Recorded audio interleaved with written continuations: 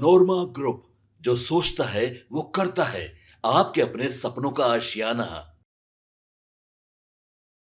विशेष प्रयोजन इसलिए है कि कल हम लोगों के सर्वमान्य नेता आदरणीय राहुल गांधी जी पुनः बिहार में उनका आगमन हो रहा है। और आगमन इसलिए हो रहा है कि देश के हम लोगों के महान पुरखे, देश के स्वतंत्रता संग्राम के महान संग्रामी स्वर्गीय जगलाल चौधरी जी का जयंती समारोह श्री कृष्ण मेमोरियल हॉल में आयोजित है।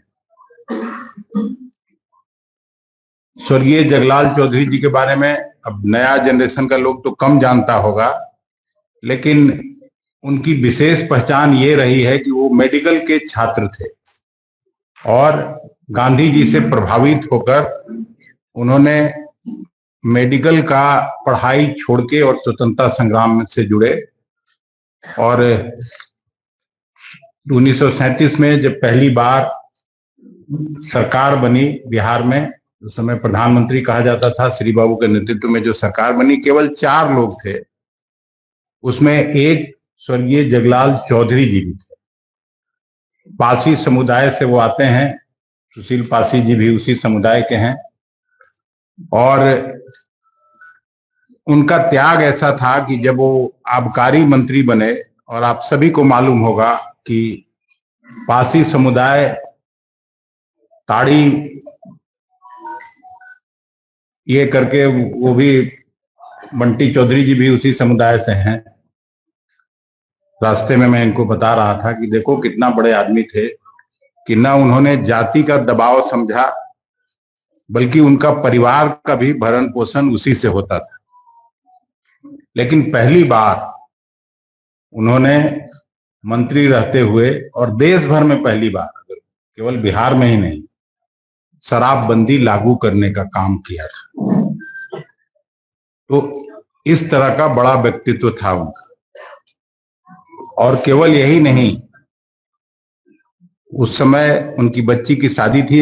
ये कहानी हम हमेशा श्री बाबू के जयंती में भी कई बार सुनाए हैं, जब उन पर चर्चा करते रहे हैं, तो कि उनकी बच्ची की शादी थी। उस समय एक्ट तो अभी भी लागू है बिहार में कि इतना नंबर ही बाराती में ले जाना है, बट उसका कोई परवाह नहीं करता है। आजकल तो अगर नेताओं के यहाँ, हम लोग के यहाँ शादियां होती हैं तो समारोह पूर्वक शादी होती है, लेकिन उनके घर में उतना ही लोगों का खाना बना था और अपने सहित अपने पूरा परिवार उनका खाना नहीं खाया, आ गया लोग।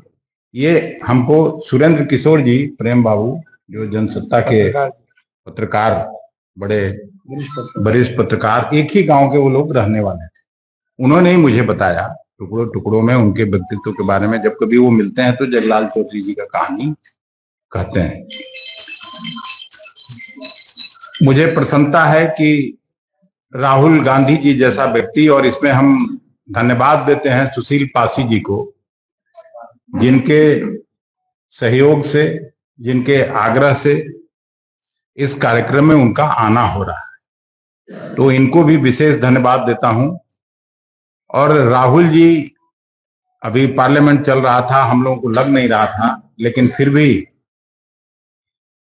इस कार्यक्रम में आके और उनके व्यक्तित्व से जो नया जनरेशन है, हम लोगों का जो यंग बच्चे हैं, उनको उनके व्यक्तित्व से, उनके त्याग से, स्वतंत्रता संग्राम के आंदोलन से सबसे जोड़ने का मौका मिलेगा और उनके विलक्षण प्रतिभा पर एक बार फिर से चर्चा होगी और नया जनरेशन निश्चित रूप से मुखातिब होगा।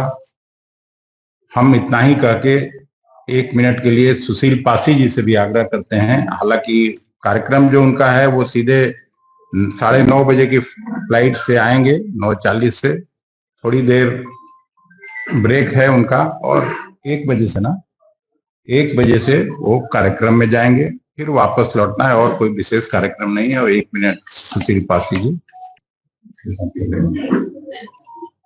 साथियों नमस्कार।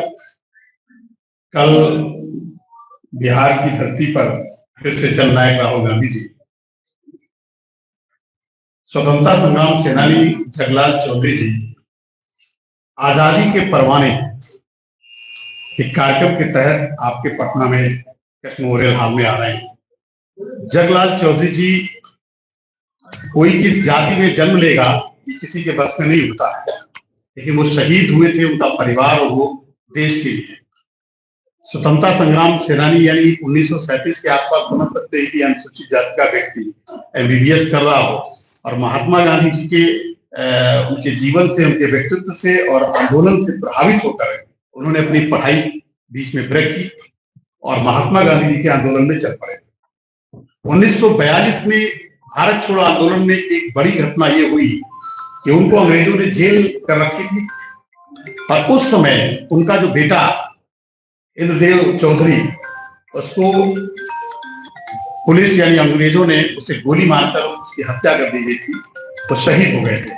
और उस समय जगलाल चौधरी जी जेल में थे और जेल से पैरोल में जब बाहर आते तो उनके मुख से जो एक शब्द आता है वो इस देश के आने वाली पीढ़ी के लिए एक प्रेरणा है। उन्होंने कहा था कि मेरा बेटा, और गर्व से महसूस किया उन्होंने, आज मातृभूमि के लिए शहीद हुआ है। वो रोए नहीं थे, उन्होंने कहा था कि मेरे बेटे ने भारत माता का कर्ज निभा दिया है। तो ऐसे स्वतंत्रता संग्राम सेनानी, ऐसे भारत छोड़ो आंदोलन से पूरा परिवार जो है, और निश्चित तौर पर राजनीतिक उपलब्धि उनकी ये है कि वो जो पहली सरकार बनती है 1937 में, उसमें वो एक स्वास्थ्य मंत्री और आबकारी मंत्री के रूप में वो देश में राजनीतिक सेवा भी करते हैं। पूरा जीवन काल वो कांग्रेस से जुड़े रहे, कांग्रेस की विचारधारा से जुड़े रहे हैं और बिहार की धरती के जो भी महापुरुष जो आजादी के परवाने रहे, कि ज्ञात अज्ञात तमाम शहीदों ने इस आजादी को कैसे हासिल किया था। आज तो ऐसी शक्तियां हैं जो आजादी का मतलब नहीं समझते हैं, वो आजादी को समझ ही नहीं रहे हैं। तो इसलिए कांग्रेस पूरे देश में आजादी के परवाने की तरह बिहार में जननायक राहुल गांधी जी आ रहे हैं और 5 फरवरी को 1895 को, यानी कि बाबा साहब अम्बेडकर के समकालीन थे, तो ऐसे जगलाल चौधरी जी की जयंती यहाँ पर 130वीं के रूप में बिहार का जनमानस मनाता है, लगातार मना रहा है।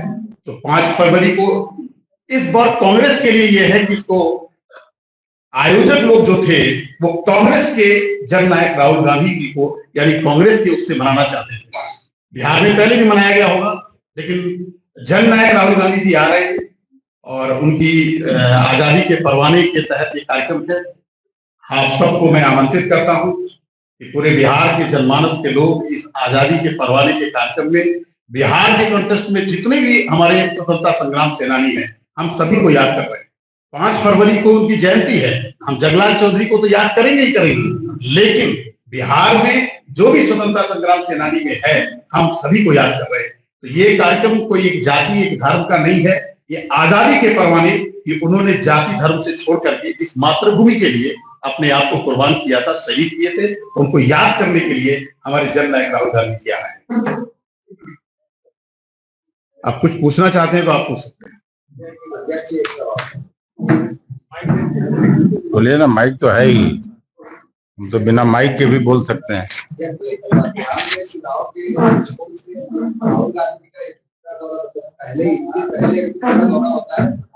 तमाम सियासी पार्टी और या फिर बिहार में कांग्रेस, तो भाई कांग्रेस के नेता कार्यकर्ता सब में ऊर्जा का संचार होता है। राहुल जी की उपस्थिति से पार्टी फिर और उसकी ताकत बढ़ती है। तो जितना बार आए हम लोगों के लिए खुशकिस्मती है। इससे अच्छा हम तो यहाँ से, बल्कि उस दिन भाषण में भी मैं कहा था कि आप जिस तरह से आप दूसरे राज्यों को ज्यादा समय देते हैं, बिहार में भी समय दीजिए और यहाँ फिर बिहार में कैसे कांग्रेस सशक्त होकर उभरेगी आप देख लीजिएगा। मनोज आरोप लगाते हैं कि बैसाखी के तौर पे कांग्रेस, अरे भाई कांग्रेस बैसाखी पर कैसे, 1885 का पार्टी है, देश के स्वतंत्रता आंदोलन की पार्टी है।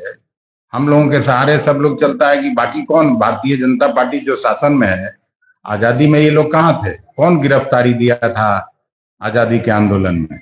कोई था? भारतीय जनसंघ का स्थापना ही हुआ 1952 में। श्यामा प्रसाद मुखर्जी तो नेहरू जी के कैबिनेट में पहले मंत्री थे। सब आप लोगों को मालूम ही होगा, पढ़े लिखे लोग हैं। तो कौन पार्टी का बात कर? सहयोगियों को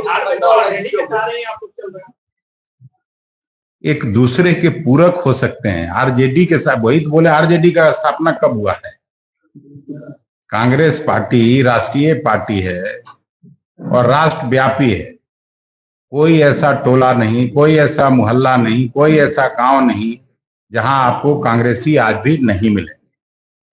यानी सेकुलर राजनीति के तहत जरूर आरजेडी हम लोगों का विश्वसनीय सहयोगी रहा है।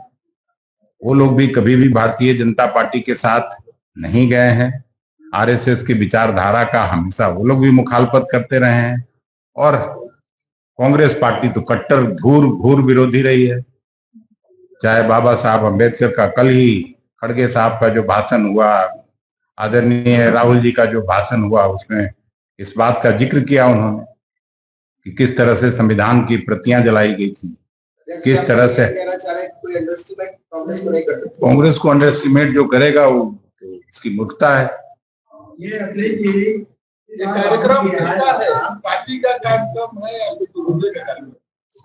जगलाल चौधरी वाला कार्यक्रम मतलब राहुल जी कांग्रेस पार्टी के निर्विवाद रूप से सबसे बड़े नेता हैं, तो ये सवाल फिर कहाँ है? और जब स्वर्गीय जगलाल चौधरी जी अमर शहीद स्वतंत्रता सेनानी थे और जीवन पर्यंत कांग्रेस पार्टी के विचारधारा को मजबूती प्रदान करने में लगे रहे, चाहे मंत्री के रूप में, चाहे स्वतंत्रता सेनानी के रूप में। पूरा जिंदगी उन्होंने कांग्रेस को दिया। तो ये सवाल कहाँ होता है? श्रीकांत जी, आप विद्वान आदमी हैं।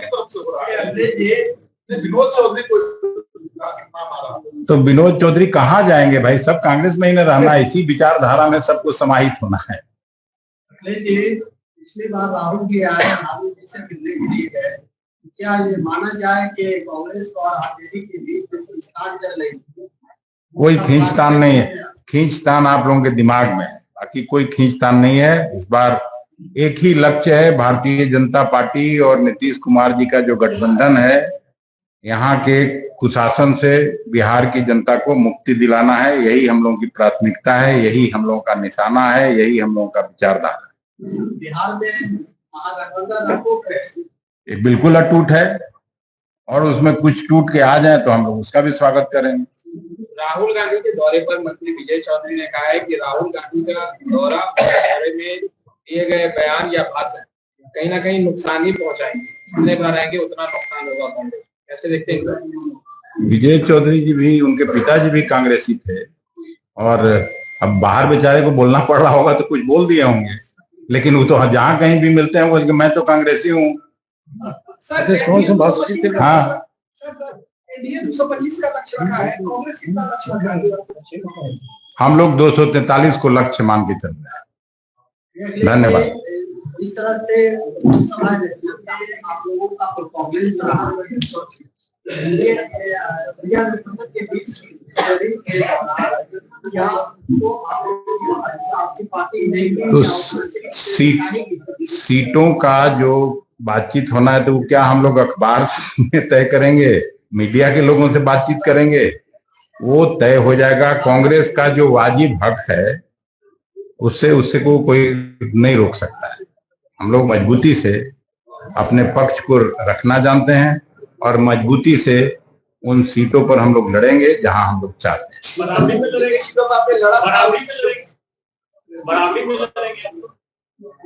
ये बात आपको थोड़ी बताना जरूरी है। उससे कम तो नहीं होगा ना सर? पिछली बार आप लड़ा, कितना बार ये सवाल आप पूछिएगा? 10-20 बार बोल चुके हैं। थोड़ी ये सब कहाँ है आप? महागठबंधन में बड़े भाई कौन निभा रहा है? सब भाई भाई सब भाई भाई कोई उसमें ये होने वाला नहीं है। असली लड़ाई वहां है, वहां पूछिए। उधर से भी कुछ लोग चुनाव है, राहुल गांधी मतलब है, प्रधानमंत्री जी को क्या इसका भी कुछ हो सकता है? असर पड़ता है क्या चुनाव? मतलब कल क्या वहां बूथ लूटने का काम होना है क्या? आप तो अजीब कर रहे हैं। जो होना था 3 तारीख तक प्रचार, मैं भी स्टार प्रचारक था दिल्ली के चुनाव में, मैं भी स्टार प्रचारक था, लेकिन अब 3 तारीख को 5 बजे के बाद तो प्रचार का काम बंद हो जाता है। अब तो वोटर का काम है वोट देके और नई सरकार का गठन करना। कहाँ जाएंगे? 1 सीट तो दिया, वो भी वैसा सीट दिया जहां जीतना नहीं है। तो नीतीश जी ने ठीक किया, उनको फिर से पुनर्विचार कर रहे होंगे। आपके सपनों को हमने सजाया है, ई होम्स पैनोरमा को हमने बनाया है। ई होम्स मेरा एक सपना था जिस पे मैं पिछले 4 साल से काम कर रहा था। हमने जो बनाया है वो सबने है माना। ई होम्स पैनोरमा में हो आपका भी आशियाना। और फाइनली हमने 2021 में इस प्रोजेक्ट को लॉन्च किया। बहुत लोग अप्रिशिएट कर रहे हैं कि पूर्णिया जैसे शहर में, बिहार के, एक तो बिहार की बात करें उसमें भी पूर्णिया जैसे छोटे जगह में इस तरह का लाइफस्टाइल देना, ये सुन के हम लोगों को बहुत अच्छा लगता है। ई होम्स में हमने कुछ और भी किया है, जैसे हम जिस जगह में रह रहे हैं हमारे फैमिली सिक्योर हो, उनको सिक्योरिटी का ध्यान में रखा है।